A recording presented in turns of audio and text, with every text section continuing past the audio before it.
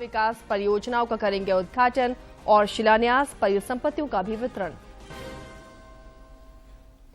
आयकर विभाग की आज राज्य में कई जगहों पर छापेमारी जारी। विधायक प्रदीप यादव और जयमंगल सिंह के ठिकानों पर दस्तावेज खंगाले जा रहे। ईडी भी कई जगहों पर कर रही छापेमारी। और 2 दिवसीय अंतर्राष्ट्रीय सर्वधर्म महासम्मेलन का 7 और 8 नवंबर को बोकारो के लुगुबुरु में आयोजन। मुख्यमंत्री होंगे शामिल। उपायुक्त और पुलिस अधीक्षक ने लिया जायजा।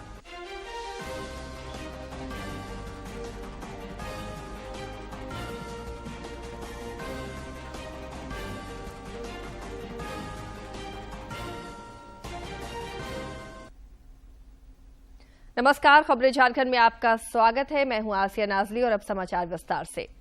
राष्ट्रपति द्रौपदी मुर्मू इन दिनों पूर्वोत्तर के दौरे पर हैं। पूर्वोत्तर दौरे के क्रम में आज उन्होंने मिजोरम विधानसभा के सदस्यों को संबोधित किया।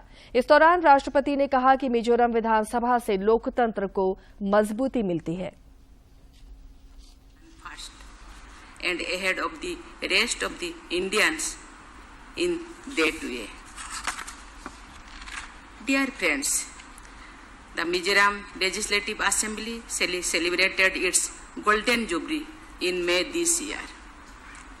This has been a half century of deepening democracy and of working hard to meet people's expectations for development. The past and present members of this House have made their best efforts to give expression to people's voices. They have been true representatives of the citizens and have always kept the larger interests of the state while fulfilling their duty as lawmakers. Over the years, this House has evolved a model of debate, healthy discussion, and mutual respect as an effective instrument in finding solution to people's problem. I am happy to learn. आपकी योजना, आपकी सरकार, आपके द्वार कार्यक्रम का दूसरा चरण 1 नवंबर से पूरे राज्य में चल रहा है, जो 14 नवंबर तक चलेगा। मुख्यमंत्री हेमंत सोरेन अब से थोड़ी देर बाद पलामू में आयोजित आपकी योजना, आपकी सरकार, आपके द्वार कार्यक्रम में शामिल होंगे। इस दौरान मुख्यमंत्री विभिन्न सरकारी योजनाओं का उद्घाटन और शिलान्यास करेंगे। श्री सोरेन इस दौरान लाभुकों के बीच परिसंपत्तियों का भी वितरण करेंगे। देश भर में पिछले 24 घंटे के दौरान कोविड के 1326 नए मामले सामने आए हैं, जबकि इस दौरान 1723 कोरोना वीरों ने इस महामारी को पराजित कर जिंदगी की जंग जीती है। देश में फिलहाल कोविड के 17,912 मामले सक्रिय हैं और ज्यादातर इलाकों में कोविड संक्रमण के मामलों में लगातार गिरावट देखी जा रही है। इधर झारखंड में पिछले 24 घंटे में कोरोना के कई नए मरीजों की पहचान की गई, जबकि कई मरीज स्वस्थ भी हुए। रांची में इस दौरान कोरोना का एक मरीज स्वस्थ हुआ। स्वास्थ्य विभाग के अनुसार रांची में कोविड के 3 मामले सक्रिय हैं।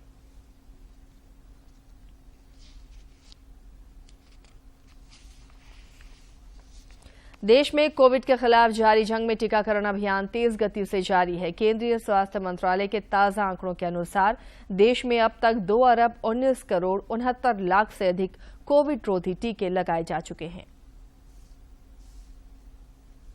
आयकर विभाग की आज सुबह से ही राज्य में कई जगहों पर छापेमारी जारी है।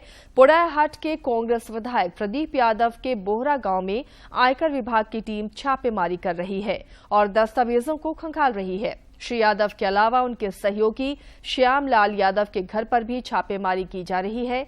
इधर बेरमो विधायक कुमार जयमंगल सिंह के बेरमो स्थित आवास और उनके सहयोगियों के कई ठिकानों पर भी आयकर विभाग की छापेमारी चल रही है।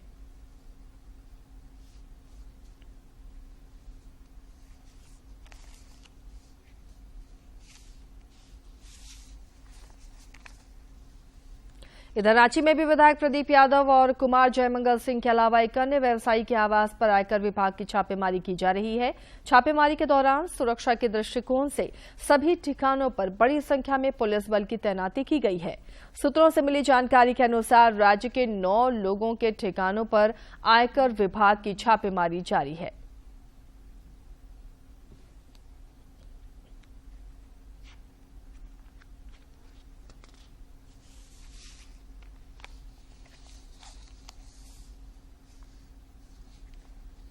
इधर भारतीय जनता पार्टी के वरिष्ठ नेता प्रतुल शाहदेव ने आयकर विभाग की छापेमारी पर प्रतिक्रिया व्यक्त करते हुए कहा कि सत्तारूढ़ गठबंधन के लोग इसे बेवजह राजनीतिक रंग देने की कोशिश कर रहे हैं।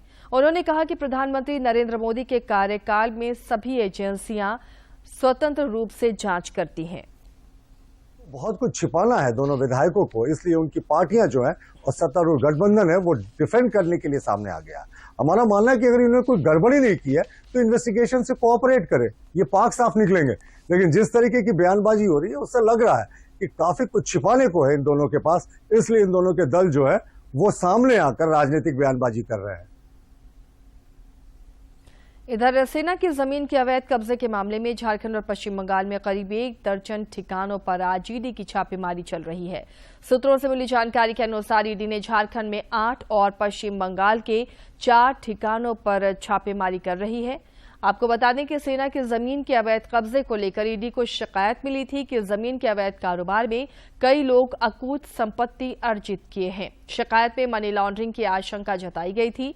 शिकायत मिलने के बाद ईडी की टीम ने पूरे मामले की गंभीरता से जांच की थी। इसमें कई अहम सुराग और दस्तावेज हाथ लगे थे। इस फर्जीवाड़े में कई अधिकारी और कर्मचारी के भी शामिल होने की बात सामने आई थी। खूंटी जिले के अड़की थाना क्षेत्र स्थित तोतकोरा जंगल से सुरक्षा बलों ने 3 शक्तिशाली आईईडी बम के साथ विस्फोटक और अन्य सामानों को बरामद किया है। सूत्रों से मिली जानकारी के अनुसार माओवादियों ने सुरक्षा बलों को नुकसान पहुंचाने के मकसद से केन बम बिछाया था। इसकी जानकारी मिलने के बाद सीआरपीएफ और कोबरा की टीम ने इस इलाके में छापेमारी कर तीनों आईईडी बम को बरामद कर मौके पर ही डिफ्यूज कर दिया। नेशनल टेस्टिंग एजेंसी कल नेट परीक्षा के नतीजे घोषित करेगी। यूजीसी चेयरमैन ने यूजीसी नेट परीक्षा के नतीजों की तारीख साफ कर दी है। 8, 10, 11, 12, 13 और 14 अक्टूबर 2022 को किया गया था। परीक्षार्थी ऑफिशियल वेबसाइट ugc.net.nta.nic.in पर जाकर अपना यूजीसी नेट का रिजल्ट देख सकेंगे। रिजल्ट देखने के लिए परीक्षार्थियों को उनके एप्लीकेशन फॉर्म नंबर और पासवर्ड/डेट ऑफ बर्थ की जरूरत पड़ेगी। केंद्रीय वित्त मंत्री निर्मला सीतारमण और कोयला मंत्री प्रहलाद जोशी ने कल कोयला खानों की बिक्री की 6ठी नीलामी का शुभारंभ किया। मौके पर श्रीमती सीतारमण ने कहा कि भारत जैसी तेजी से बढ़ती अर्थव्यवस्था के लिए कोयला उत्पादन में अधिक निवेश और परियोजनाओं को हरा भरा बनाने की आवश्यकता है। का विकास नहीं कर सका है। जरूरतों को पूरा करने के लिए कोयले का आयात करना पड़ता था। केंद्रीय वित्त मंत्री निर्मला सीतारमण ने कहा कि प्रधानमंत्री ने खनन प्रक्रिया और अर्थव्यवस्था को और मुक्त करने की नीति बनाई है। उन्होंने कहा कि नीलामी से कोयला खदानों की क्षमता में बढ़ोतरी होगी। केंद्रीय वित्त मंत्री निर्मला सीतारमण ने कहा कि यूपीए के दूसरे कार्यकाल में कोयले का आयात 23% था, जो प्रधानमंत्री नरेंद्र मोदी द्वारा की गई पहलों से कोयले का आयात कम होकर 2% हुआ। केंद्रीय वित्त मंत्री निर्मला सीतारमण ने कहा कि कोयले से गैस बनाने की कोशिशें जरूरी हैं। उन्होंने कहा कि झारखंड, छत्तीसगढ़, ओडिशा, बिहार, अन्य राज्यों में स्थित कोयला ब्लॉकों की नीलामी होगी। बोकारो जिले के गोमिया प्रखंड के ललपनिया स्थित लुगुबुरु घंटाबाड़ी घोरमगढ़ में 7 और 8 नवंबर को 2 दिवसीय अंतर्राष्ट्रीय स्वर्णधर्म महासम्मेलन आयोजित किया जाएगा। मुख्यमंत्री हेमंत सोरेन कार्यक्रम के दूसरे दिन अंतर्राष्ट्रीय महासम्मेलन में शामिल होंगे। 2 दिवसीय राजकीय महोत्सव की तैयारियों का उपायुक्त कुलदीप चौधरी और पुलिस अधीक्षक चंदन कुमार झा ने जायजा लिया और अधिकारियों को कई निर्देश दिए।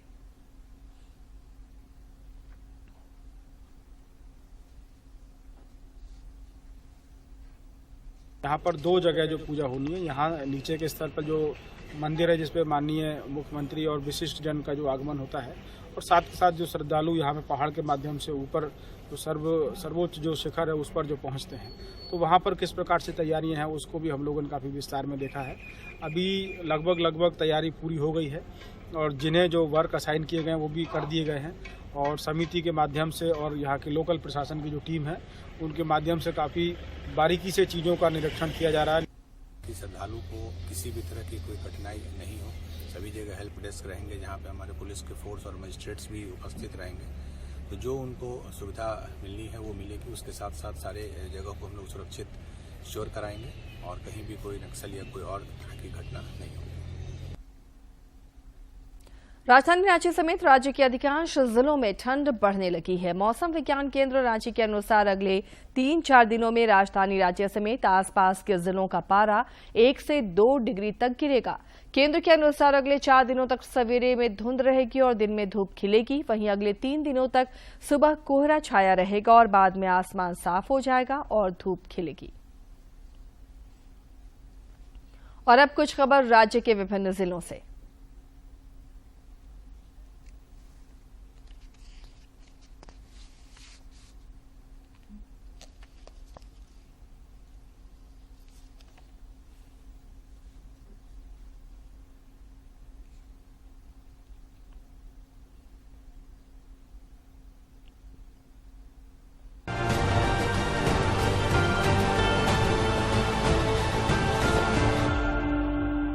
हजारीबाग के सांसद जयंत सिन्हा विधायकों और अन्य जनप्रतिनिधियों के साथ जिला खनिज फाउंडेशन ट्रस्ट के शासकीय प्रबंधन समिति की बैठक हुई। इस दौरान विकास कार्यों के उचित कार्य योजना की रूपरेखा के संबंध में चर्चा की गई। मुख्यमंत्री हेमंत सोरेन के प्रस्तावित पाकुड़ दौरे को लेकर उपायुक्त ने कार्यक्रम स्थल बाजार समिति का निरीक्षण किया और तैयारियों का जायजा लिया। श्री सोरेन पाकुड़ जिले में आयोजित आपकी योजना आपकी सरकार आपके द्वार कार्यक्रम में शामिल होंगे।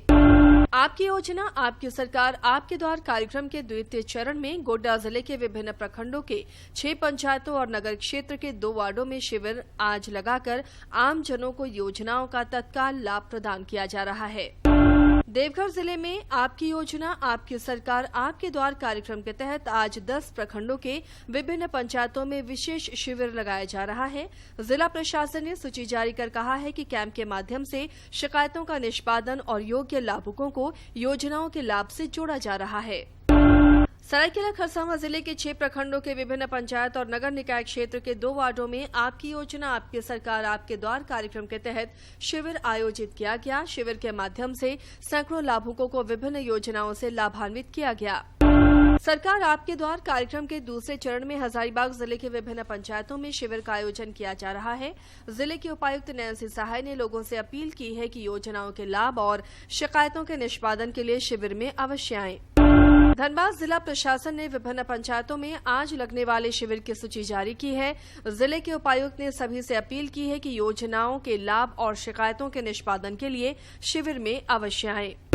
धनबाद जिले के बीसीसीएल के बरोरा क्षेत्र में बंद पड़े डेको आउटसोर्सिंग जरलाही पेच में कोयला चोरी रोकने पहुंची सीआईएसएफ की क्यूआरटी टीम पर कोयला तस्करों ने हमला कर दिया। बचाव में टीम के सदस्यों ने भी जवाबी फायरिंग की, जिसमें एक व्यक्ति के पैर में गोली लगने की सूचना है। अखिल भारतीय विद्यार्थी परिषद की पलामू इकाई ने नीलांबर पीताम्बर विश्वविद्यालय में विभिन्न मांगों को लेकर विरोध प्रदर्शन किया। साथ ही परीक्षा नियंत्रक, कुल सचिव और डीएसडब्ल्यू का भी घेराव किया गया।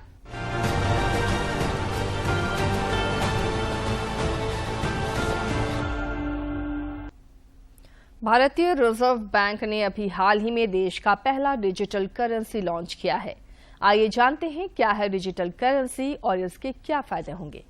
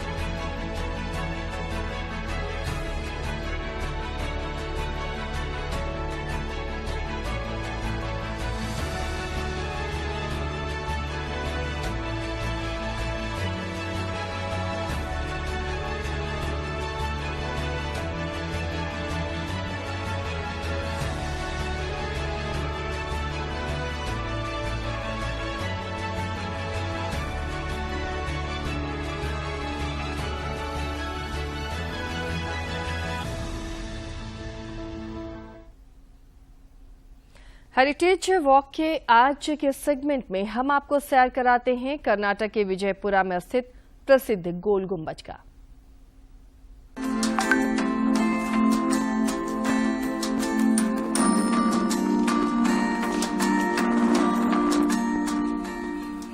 है कर्नाटक के विजयपुरा में स्थित मशहूर गोल गुंबज। ये आदिल शाही वंश के 7वें सुल्तान मोहम्मद आदिल शाह का मकबरा है।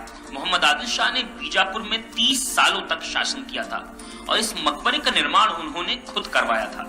माना जाता है कि आदिल शाह अपने लिए अपने पिता के मकबरे से भी एक बड़ा मकबरा बनवाना चाहते थे, इसलिए उन्होंने अपने सुल्तान बनने से पहले ही इसका निर्माण शुरू करवा दिया था। ये एक विशाल मकबरा है जिसका गुंबद बिना खंभों के सहारे खड़ा है। दुनिया का दूसरा सबसे विशाल गुंबद है। दुनिया में इस तरह का सबसे बड़ा गुंबद वेटिकन सिटी में मौजूद सेंट पीटर्स बेसिलिका है। इस मकबरे में मोहम्मद आदिल शाह के अलावा उनके परिवार के कई सदस्यों की कब्र मौजूद है। दक्कन में बनाई गई आदिल शाही वंश की संरचनाओं में से इसे तकनीकी रूप से सबसे आधुनिक माना जाता है। गोल गुंबज के अंदर मौजूद चैम्बर दुनिया के सबसे विशाल चैम्बरों में से एक है। इस इमारत के चारों कोनों पर 4-7 मंजिला मीनारे हैं। फारसी वास्तुकार दाबुल के याकूत को गोल गुंबज का वास्तुकार माना जाता है। इसकी बनावट का एक आश्चर्य ये है कि यहाँ मौजूदा विस्परिंग गैलरी में बेहद कम आवाज करने पर भी उसे करीब 40 मीटर दूर तक सुना जा सकता है। गोल गुंबज परिसर में एक मस्जिद और एक नक्कार खाना भी स्थित है। बनावट और वास्तुकला का शानदार नमूना पेश करते इस मकबरे को देखने लाखों लोग विजयपुरा आते हैं। Bureau report, DD news. MyGov और केंद्रीय सूचना एवं प्रसारण मंत्रालय ने युवाओं को आजादी के अमृत महोत्सव के मौके पर आजादी quest heroes of Bharat mobile game से जोड़ने की अनूठी पहल की है। इस अनोखी पहल में पूछे गए प्रश्नों का सही जवाब दें और हर हफ्ते 5 भाग्यशाली विजेताओं में से एक होने का मौका जीतें। गेमिंग का एक ऐसा सफर जिसमें ज्ञान भी है और रोमांच भी। क्या आपने अब तक आजादी क्वेस्ट गेम्स का आनंद लिया? आए आजादी के इस रोमांचक सफर का हिस्सा बने और अपने दोस्तों व रिश्तेदारों को भी इससे जुड़ने के लिए प्रेरित करें। आप गूगल प्ले स्टोर या ऐप स्टोर पर जाएं और आजादी क्वेस्ट सर्च करें। यहाँ आपको 2 गेम्स दिखेंगे, मैच 3 पजल और हीरोज ऑफ भारत। दोनों गेम्स को इंस्टॉल कीजिए और निकल जाइए गेमिंग दुनिया की एक अनोखी यात्रा पर। इन दोनों गेम्स से ज्ञान बढ़ेगा और विजेताओं को ढेर सारे इनाम जीतने का मौका मिलेगा। विजेताओं को डीडी न्यूज और ऑल इंडिया रेडियो न्यूज पर ऑन एयर होने का सुनहरा अवसर भी मिलेगा। तो देर किस बात की, आजादी क्वेस्ट गेम्स खेलकर मनाएं आजादी का अमृत महोत्सव और अपने मित्रों व परिजनों को भी आजादी के इस सफर पर साथ लेकर कई सारे इनाम जीते। रांची का क्षेत्रीय पासपोर्ट कार्यालय पुलिस वेरिफिकेशन रिपोर्ट बनाने को लेकर एक विशेष पहल करने जा रहा है। इसके लिए कल कार्यालय विशेष सत्र आयोजित करेगा। रांची का क्षेत्रीय पासपोर्ट कार्यालय पुलिस वेरिफिकेशन रिपोर्ट के लिए शनिवार 5 नवंबर को अपने कार्यालय में विशेष सत्र आयोजित करेगा। इस दिन कार्यालय ऐसे 600 आवेदनों को स्वीकार करेगा। किया है कि 5 तारीख जो एक शनिवार है, जो एक नॉन वर्किंग डे होता है, उस दिन हम 600 एप्लीकेशन एक्सेप्ट करेंगे अपने पासपोर्ट सेवा केंद्र में। दरअसल करीब 17 ऐसे देश हैं जहां लोग रोजगार और दूसरी वजह से जाते हैं, तो उन्हें वहां पुलिस वेरिफिकेशन रिपोर्ट की भी जरूरत होती है। लेकिन हाल ही में 1-2 अन्य देशों ने भी इसकी डिमांड शुरू कर दी है। जाहिर है ऐसे में इस रिपोर्ट के आवेदकों की संख्या अचानक बढ़ गई है। क्योंकि इससे पहले डिमांड इतनी ज़्यादा नहीं थी, तो पुलिस क्लियरेंस सर्टिफिकेट की अपॉइंटमेंट हमने हर जगह पर मिनिमल रखी थी। ज़्यादातर अपॉइंटमेंट हम पासपोर्ट एप्लीकेशन के लिए देते थे, बट पिछले 2 महीने में हम देख रहे हैं कि एप्लीकेंट्स को इस वजह से काफ़ी ज़्यादा परेशानी हो रही है। हमें रोज़ करीब 50 से 100 ईमेल और ट्विटर पे लोगों का मैसेज आता है, रिक्वेस्ट आता है कि प्लीज़ मेरा पुलिस क्लियरेंस सर्टिफिकेट का अपॉइंटमेंट मुझे आज दे दीजिए या कल दे दीजिए। शनिवार को क्षेत्रीय पासपोर्ट कार्यालय में जो आवेदक इस रिपोर्ट के लिए आना चाहते हैं, उन्हें पहले कार्यालय की वेबसाइट पर जाकर कुछ प्रक्रियाओं को पूरा करना होगा। एक एड्रेस प्रूफ के साथ आप एड्रेस चेंज कर सकते हैं। सबमिट करेंगे एप्लीकेशन, उसके बाद ऑनलाइन पेमेंट करेंगे 500 रुपये की, और ये डेबिट कार्ड से भी हो सकता है और भी बहुत सारे माध्यम है वहाँ पर। ऑनलाइन बैंकिंग के थ्रू भी ये पेमेंट किया जा सकता है। झारखंड की एक बड़ी आबादी खासकर रोजगार की तलाश में दुनिया के कई दूसरे देशों का रुख करती है। ऐसे में पासपोर्ट कार्यालय की यह पहल उनके लिए काफी लाभकारी साबित होगा। रांची से अवधेश गौतम की रिपोर्ट। सेहत में आज हम जानते हैं वायु प्रदूषण से कौन सी स्वास्थ्य समस्याओं का खतरा है और वायु प्रदूषण को कम करने के लिए कौन से उपाय किए जा सकते हैं। देखिए इस रिपोर्ट में। वायु प्रदूषण हमारे स्वास्थ्य के लिए बड़ा खतरा है, जिसके कई दुष्परिणाम होते हैं। जो सबसे ज्यादा हानिकारक है, जो सबसे ज्यादा हानिकारक है, ये 2.5 माइक्रोन साइज पार्टिकल्स होते हैं। Nitric oxide, nitrogen dioxide, sulphur dioxide, ozone, ये कुछ ऐसी गैसेस हैं जो कि भाई हमारे शरीर के लिए हानिकारक हो सकती हैं और ये भी वातावरण में आती हैं इंडस्ट्री से और बाकी और कई बार वेहिकुलर पोल्यूशन की वजह से। सांस द्वारा हमारे लंग्स में जाता है तो हमारे लंग्स को ही ज़्यादा प्रभावित करता है, जिसके अंदर हम देखते हैं कि मरीज़ को खांसी अधिकतर हो जाती है और ब्रोंकाइटिस एक बीमारी है जो कि हम कहते हैं कि मरीज़ के जो सांस लेने की नलियां हैं वो सिकुड़ जाती हैं, इन्फ्लेम्ड हो जाती हैं और मरीज़ को अधिक खांसी आती है और सांस भी फूलना लग जाता है, मरीज़ को सांस लेने में कठिनाई होती है। लंबे समय तक प्रदूषित वातावरण में रहने से हृदय रोग, उच्च रक्तचाप और कई अन्य गंभीर बीमारियों का खतरा बढ़ जाता है। अगर आपको ट्रैवल भी करना है तो कार पूलिंग जो है ये इस तरह से की जाए। अगर हमको पेट्रोल और डीजल का इस्तेमाल करना है तो वो हम देख के करें और अच्छी क्वालिटी का ही करें और अपनी गाड़ी की सर्विसिंग टाइम टू टाइम करवाते रहें ताकि भाई और उसका पोल्यूशन चेक भी कराते रहें। दूसरा, अगर हम कहीं देखते हैं कि भी पोल्यूशन हो रहा है तो हमने जो भी सरकारी संस्थाएं हैं वहाँ पे हमको रिपोर्ट करनी चाहिए कि भी ये नियम नहीं फॉलो हो रहे हैं और इसके लिए एक्चुअली एक कम्युनिटी मूवमेंट चाहिए। ये एक इंडिविजुअल तो अपने लेवल पे करेगा ही, बट एक पूरा जब हमारा समाज ही इसकी तरफ जाएगा तभी इसके लिए कुछ कर सकते हैं। वायु प्रदूषण को कम करने के उपाय अपनाए जाएं तो इससे होने वाले दुष्प्रभावों से बचाव किया जा सकता है। किरण भारद्वाज, डीडी न्यूज।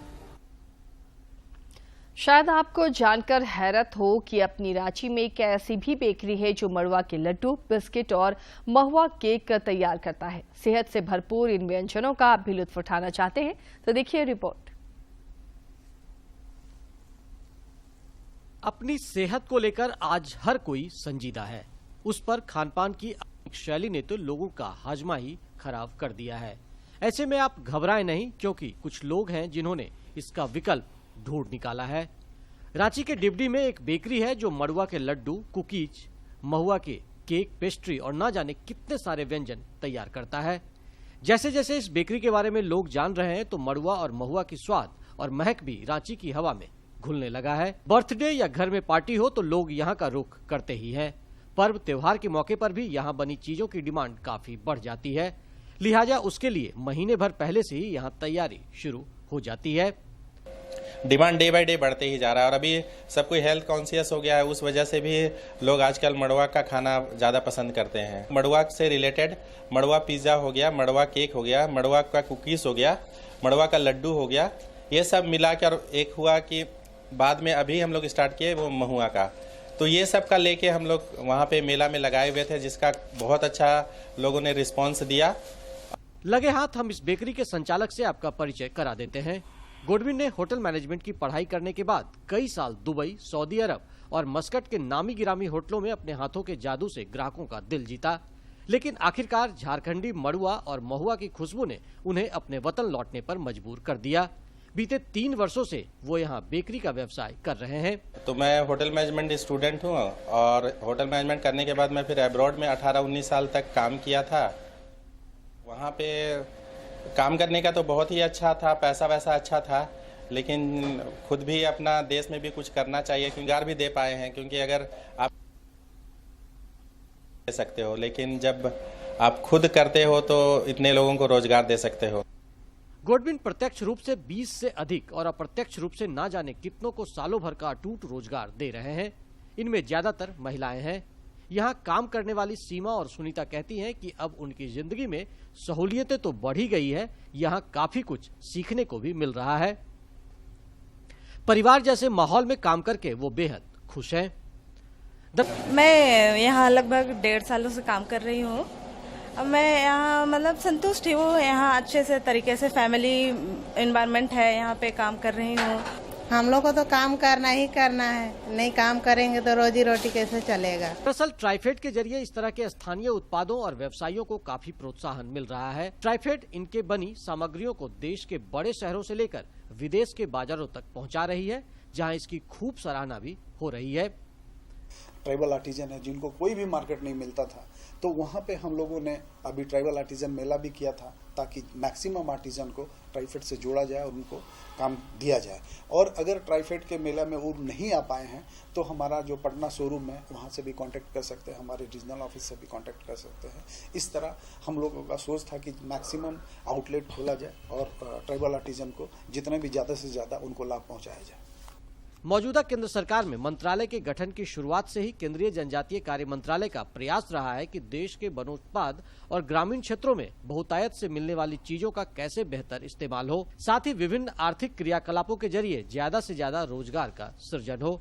गोडबिन की यह बेकरी केंद्र सरकार की बेहतरीन सोच का नायाब नमूना है। रांची से अवधेश गौतम के साथ मैं दिवाकर कुमार। इस बुलेटिन में फिलहाल इतना ही, लेकिन चलते चलते एक बार फिर से नजर डालेंगे सुर्खियों पर।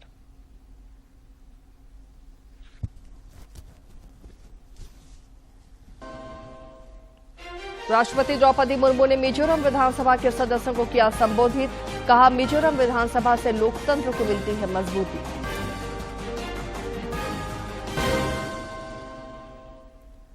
मुख्यमंत्री आज पलामू के दौरे पर आपकी योजना आपकी सरकार आपके द्वार कार्यक्रम में विभिन्न विकास परियोजनाओं का करेंगे उद्घाटन और शिलान्यास, परिसंपत्तियों का भी वितरण। आयकर विभाग की आज राज्य में कई जगहों पर छापेमारी जारी, विधायक प्रदीप यादव और जयमंगल सिंह के ठिकानों में खंगाले जा रहे दस्तावेज, ईडी भी कई जगहों पर कर रही छापेमारी। और 2 दिवसीय अंतर्राष्ट्रीय सरना धर्म महासम्मेलन का 7 और 8 नवंबर को बोकारो के लुगुबुरु में आयोजन, मुख्यमंत्री होंगे शामिल, उपायुक्त और पुलिस अधीक्षक ने लिया जायजा।